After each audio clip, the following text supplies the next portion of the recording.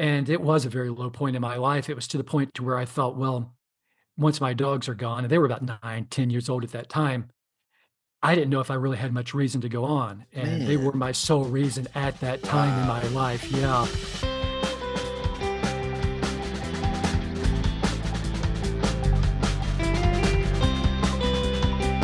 From the Mad Dog Studios, That's My Dog podcast, the only podcast designated, designed, and directed to making you and your pooch stars. With your host, Lance Craig, I am Ted Cook. Together, well, we're going to unleash the zoomies on you right now. We want to welcome you to a very special episode of That's My Dog podcast, where you get to know your very handsome co-hosts. And my name is Lance Craig, and I am Ted Cook. I am Lance Craig's cousin. So we're here to entertain you and provide you valuable information to the best that we can. yeah, and we have a lot of I don't know that we want to edit this out. I only This is fine. got a lot of things to say that might be great. It might not be. We're just gonna find out as we go along here. We thought it would be a good idea to just share some of our favorite dog stories. Some That's a great idea. of our stories from the past of dogs that we've had, and then just tell you a little bit about why we chose to do this podcast in the first place. So Ted, we're going to interview each other here. I would love Sure. to hear about one of your favorite dogs you've had over the years. Well, mine comes in a set of pairs. They were Okay. American Eskimos. They were named Sean and Chablis, and I got them here in Las Vegas, where I am currently. And maybe back in 05-ish, I left Las Vegas and I headed over to where your mom and your cousin live in Nashville, Tennessee for a while. And I took my dogs, obviously, clear across country. And I was at a very, very low point in my life, actually, when I left Las Vegas.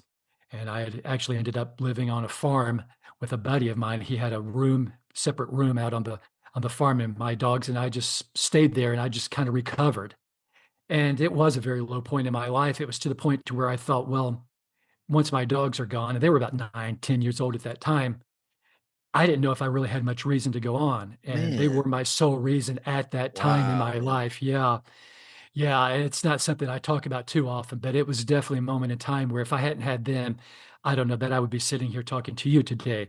Your mom knows a little bit about this story, and your Mm, cousin, my wife, know a little bit, but yeah, it was pretty dark times for me. So being in that room with my dogs, that gave me the will to live.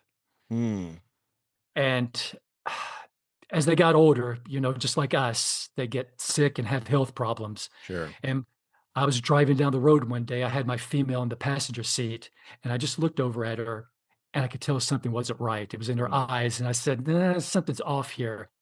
But I thought, well, maybe it's a cold, and I just gave it a little bit of time. Well, as time went on, it got progressively worse. The whole not eating thing kicked in, and I took her to the vet, and I did everything I possibly could. We put in ports, we ran IVs, we were giving her steroid shots, anything we possibly could. It turns out it was pancreatic cancer. man. Yeah, and so it was on a Sunday night, and I had some friends drive me to the vet because I couldn't let her suffer any longer once I knew that that was it. And I was just kind of well, not kind of, when I knew it was over, I just screamed her name, and I just pleaded and begged her not to die, but Mhm.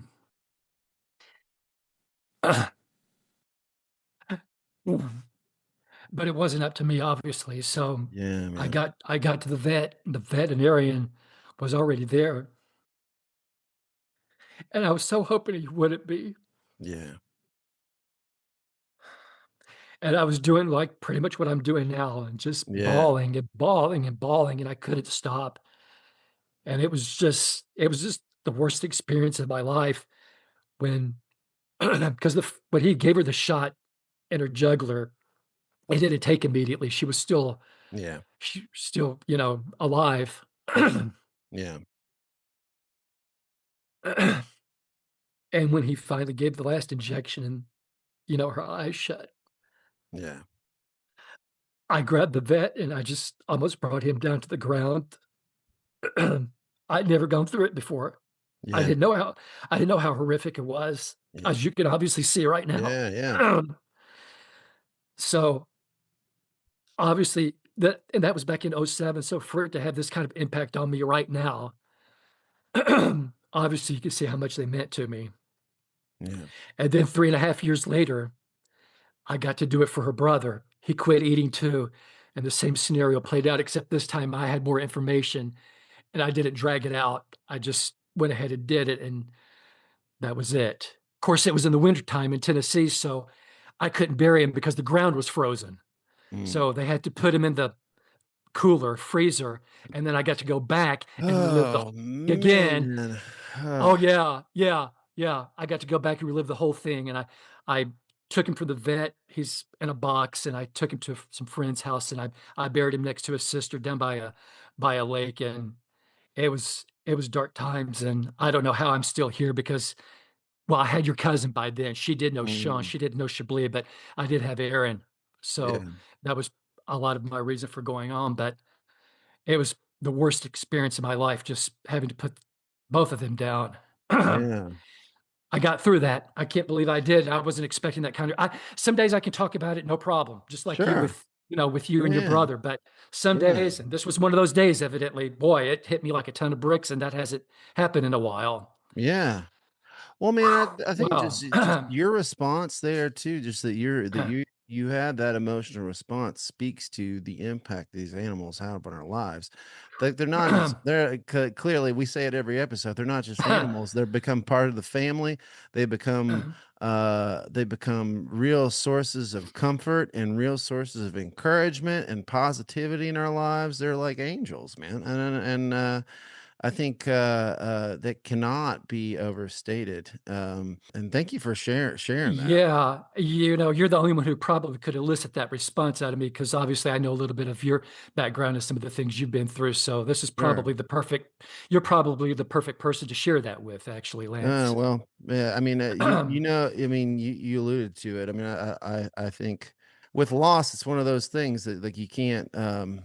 When people are going through it, to tell them um, That this I- suffering will pass, so it yeah, eases with yeah, time yeah, and those kinds of, yeah. yeah. I mean, I think when Well, it doesn't. You can see by no, my no, reaction, it doesn't. That's been since no, '05, and you can see my visceral reaction to it. And I yeah, don't know when it's going to hit. I've got pictures of them on the house and here in the apartment, and I yeah, can look at it some days, no problem. Other days, I yeah. just same kind of reaction that I just gave. So Well, and you it's don't know just when it's going like, to hit. again, it's just like you didn't lose a favorite pair of shoes or what like you No. lost family members Yeah. Yeah. and I think sometimes even dogs can be even closer than family members because Absolutely. they're so innocent, they're so pure, and that they are just like the just prime example of unconditional love. They just keep on coming back, and they're so excited to see you. Um, yeah, yeah, man. Well, I love what you posted on one of ours where you said sometimes we save them and sometimes they save us. And that was definitely the case with mine. I gave them a great end of life. They were 9, 10 when I obviously went over to Tennessee and Yeah, they had the whole run of a farm. They were on golf courses. I traveled with them. They had a wonderful end of life. But everything does come to an end. And that yeah, ending, it's so abrupt. One day they're here, and yeah, you know exactly what I'm talking about better yeah, than anyone. yeah. Well, what you said, the post I put up, sometimes we save them, sometimes they save us. I feel like that's what this whole podcast really is about is um and what we're wanting to share is like we want to share stories about people who go to great lengths to rescue dogs and to help save Yeah. the lives of dogs, but we also want to highlight how the presence of a dog in your life can make a difference and bring about great support and Yeah. encouragement and all these things. And I mean, I just think about my mom, all the loss that you're talking about that I have gone through. My mom has also gone through it in a different way. And Yeah. her dog, Hope, is why we're doing this, right? I mean, like, It really is. It just really is. yeah, and just seeing how, um, seeing how much of a light that hope is in my mom's life, it's been a beautiful thing. And my mom, she for those who are just listening for the first time, I don't know why you would choose this one as your first one, Well, I but do. Look at us. I mean, come on. look at us. We're the whole package. We're a couple of stunners here. But I think, my mom is not naturally the most outgoing person. She's not like she's I wouldn't call her timid, but she's on the quieter side. And I think for many years, my big, bombastic, loud dad was like, in a lot of ways, some of the way that he would help make the way for her to make social connections. Right. And and he continued to do that until he passed. And I would say a lot of the community that she has where she's at now, my dad helped pave the way for that. But I think Yeah. hope is that for her now. Okay. So the last time we went to go visit, it was maybe, I don't know, it was maybe a year and a half ago. My mom and I, we went, took a road trip to Sedona, and then we came to Vegas to come see you guys. Was that for the Yeah. wedding? Yeah. It was actually before the wedding. Before the wedding. That's Yeah, right. Yeah. and then my mom. Well, I was back for like a week, and I got a text from my mom and said, "Hey, Ted and Aaron are getting married," and I was like, "I guess I'm making another trip." So Usually your cousin's a pretty sharp woman. I guess she was just having an off day that day, right? I don't know, but yeah, but when we were in Sedona, we were out walking Hope and just kind of checking out the weird little shops and all the cool stuff that's in Sedona. After getting some dinner, and we had people like stopping their cars to tell us just how cute Hope is. And I Yeah. think Hope knows she's adorable. Hope knows that she's a beautiful dog, and she she just like expects this sort of like princess treatment, and she gets it. I mean, but I think that response that she elicits from people is has led my mom to talk to people she probably wouldn't have talked to before, make Oh, connections with people sure. that she might not have talked to before, and I think it's just beautiful. And that's just a piece of how Yeah. these animals can be such a support in our Well, lives. My mom even said in her episode, even like on the rough days, Hope helps her get out of bed in the morning. Hope helps her right. she's got to go for a walk. That dog's got a lot of energy. She's got to get out and get her zoomies out, and she gets her outside. And the presence of a good dog in your life cannot be overstated, I don't think. I have a special relationship with Hope. You probably know a little bit about this, Yeah. but you and your mom had gone to Yellowstone vacation to have time together, and Yeah. obviously they let me have Hope to myself, which you know how I feel about that. Great Yeah. times ahead. Yeah. And one morning we are on the couch and I'm just reading, and she has her head on my lap. And I'm sending your mom all kinds of silly texts, that things Hope and I are getting into. And the last text I get from your mom is, "Your father, Chuck, has collapsed at the visitor Yeah. center, and the Yeah. EMTs are trying to revive him." Now I've got Chuck's dog, Hope, in my lap, and I'm just thinking the dichotomy here. She's Yeah. resting peacefully. She has no idea the Yeah. tornado that's about to ensue. Yeah. And at that moment, that's when Hope became part my dog. And I don't think anybody in the family would argue that ownership at all. Yeah, well, I think it's so special. I mean, when you guys are together, I mean, it's just like I remember that was really the first time that I met you, Ted, like really got to talk to you. It was you and Aaron came and picked me up from the airport. That's right. Um, and then we Right. went from there to go to my mom's house, but then we went to go pick my mom up from the airport too. Right. Um, Right. and yeah, just seeing you guys together and just seeing how excited and just see you baby that Oh, carrying yeah. her around in the Yeah. pool, all that Yeah. stuff. Like there's no doubt. There's no doubt. Yeah. Like, Yeah. yeah, I baby her until it's time for her to turn psycho, and then it looks like two crazy people in the middle of the street. Your dad was Yeah. coming to pick her up one day. I'd had her at the house, at my house, and Hope and I are in the middle of the street. She's up on her hindquarters, and it looks like she's just mauling me. And then your Yeah. dad pulls around in his truck, and she sees him, and her eyes just light up as she follows Yeah. the truck in. I'm following Hope, and it's just a cartoon in the making. Yeah. Yeah, man. Yeah, and I think yeah, she is just like she's like the family dog. And I'm excited. I'm excited to get so mom is so okay. So Ted, you're in Las Vegas. My Right, mom is currently moving from Arizona to back to where I grew up from.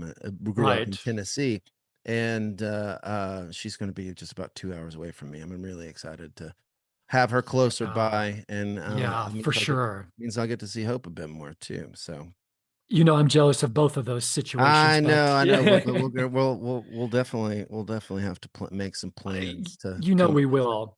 We will. Yeah, we definitely will. Um, Well, so you've when got a I dog story to share, Lance. Let's hear Yeah, I was it. just that was exactly where I was going. Yeah, so I mean, I was thinking about I have several, but one story in particular, one dog who was with me probably the longest when I was a kid was this black cocker spaniel named Tubbs, and my parents named him, and he Tubbs was a ladies' man. Like, he so we my parents never got him neutered. And he was very much just in tune with I've got an idea. if the ladies around were Close proximity. yeah, yeah. He had a great sense of what was going on there, and like and I there was there was this black lab down the street from where I lived, and I guess apparently she wasn't fixed either, and so my parents went to go talk to those neighbors after this lab had had these puppies, and they found out that their lab had gotten pregnant, and they're like, What, who got the, like, when did this happen, who did this?" And then when the babies were born and they all looked like curly haired little cocker spaniel puppies, they're like, "Oh, got it." Not denying um it. yeah, yeah. But there were a couple of times where, I mean, Tubbs was very adventurous in his escapades, and there was one time he disappeared for like a week. We were just like, "Where did he go?" And he came back. He was okay. He found his way back home, but then there was another time he was gone for about 2 weeks. And of course, I was like a kid. I was in like fourth or fifth grade at this point. My parents were trying to like tell me, "Hey, the Tubbs might not be coming back." Not right, And right. I would just like every night I would pray. I would be like, "God, please bring Tubbs back." And I fervently believed that that dog was going to come back. I just did. And after like 2 weeks, I remember I was walking down the stairs. We lived in this split foyer house. I was walking, or foyer. I don't know ever know how to. My parents said split foyer because we're from the South. Vestibule. Vestibule. Anyway, What? I was walking down the stairs, and the front door had a window in it, and I looked and I saw Tubbs hobbling back home, and I was like, "Mom, Dad, there's Tubbs." And then we went and got Tubbs, brought him inside. He had gotten into some awful fight. Who knows what I mean, it looked like one of his front paws was broken. Like his front legs was broken. Okay. Um and there were like bite marks. So it looked like, who knows what he could have gotten into a fight. Oh, Who yeah. knows? Um But you but know what? The fight was over. oh, sure. Oh, sure. You know. Yeah. And so anyway, he ended up, getting nursed back to health. He had this big cast, and I remember playing with him, and he'd whop me with with the cast, and that didn't feel great. But it's sad. It's sad because really what was the motivation for many of his escapades and adventures was ultimately what led to his demise. Demise, yeah, Yeah, right. yeah. I remember one day I was coming home from school. I want to say this was like maybe sixth grade. I was coming home from school on the school bus, and I saw this black dog. I couldn't really make it out because it's far off, but it was black dog, and it was dead on the side of the road. And I had this thought. I really hope that's not Tubbs. I didn't think it was, but I had this thought that I really hope that's not Tubbs. And then I went home, um, and this was back when we had answering machines with with tapes in them. And Sure. I checked the answering machine because sometimes my parents would leave messages for me. Um, and and it was this tell it was this old, very southern guy. He's like, I just want you to know, I found your dog. He had been hit. I wasn't the one who hit him, but I moved him out of the road. What happened to him? I'm so sorry. And I just started bawling. And then I had to be the one to tell my dad when he got there, and we ended up driving his truck to go pick him up, and we buried him together, and we just cried like babies. Um, Yeah. Oh, that'll do and it. yeah, yeah, yeah. And he's still there at that house out there in Kingston, Tennessee. Um, but Tubbs was just such a character, such a fun, energetic dog.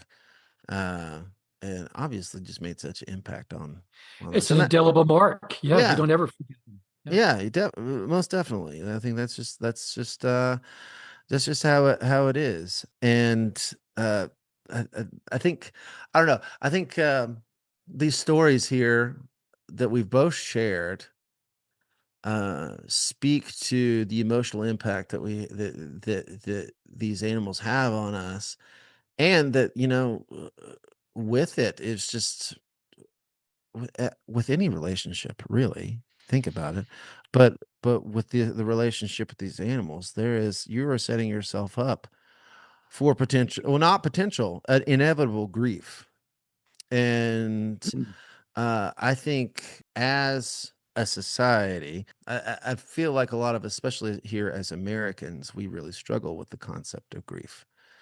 And um, I think it's important that we talk about it because it You is can in see, it. I don't.